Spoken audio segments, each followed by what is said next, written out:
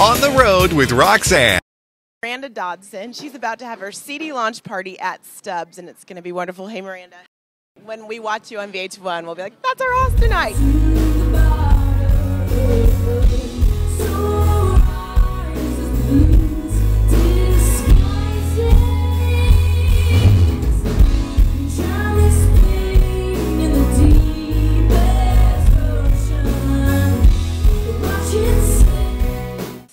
I think that CDs are probably like babies, like you birth them, and then today it's like, okay, you're presenting the baby.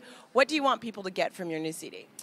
I would love for them to walk away from tonight and with the record knowing that, you know, there's good quality music in the indie scene that's coming out. You know, what's kind of difficult is when you're an indie artist, you have to put all the money up yourself, and it's not easy. It's a big commitment. It's not just like, hey, I just threw this CD together. It's, you know, you're paying pros to play on it. You're paying people in New York that are getting a lot more than you can afford, you know, to master the records and things like that. But you know, I just want them to walk away, like loving this music, really connecting with it, and maybe even asking themselves like some questions, some bigger questions about life, you know, because I don't like to write. I mean, I do write about love, and I do write about broken relationships, but I try for there to be a thread of hope somewhere in there. So, or just, you know, some sort of question that they can ask themselves, and just enjoy really good music with, you know,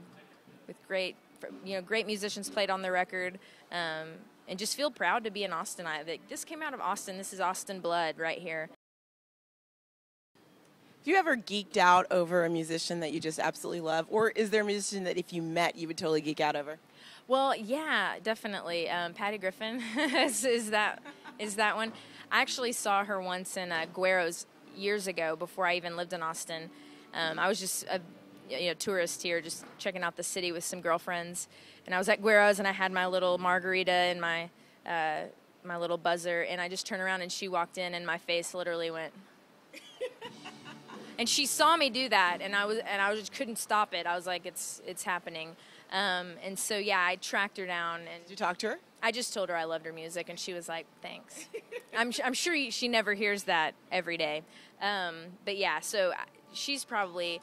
But it's almost like I almost don't want to meet her and, like, know her, because she's like... Sometimes it ruins it. Yeah, you know, I'm like, she can't possibly...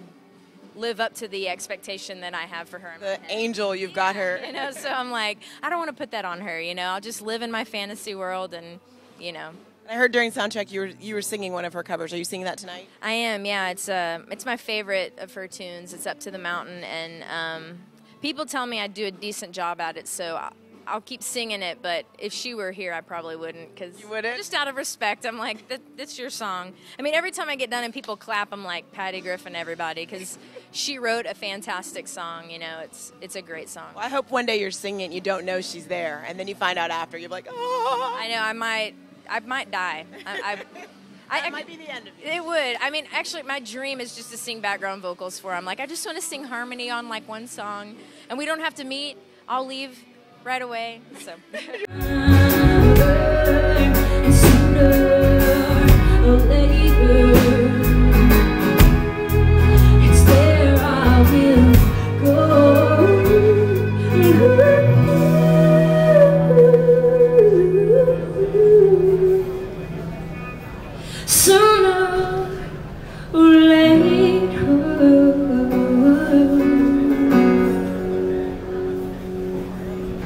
There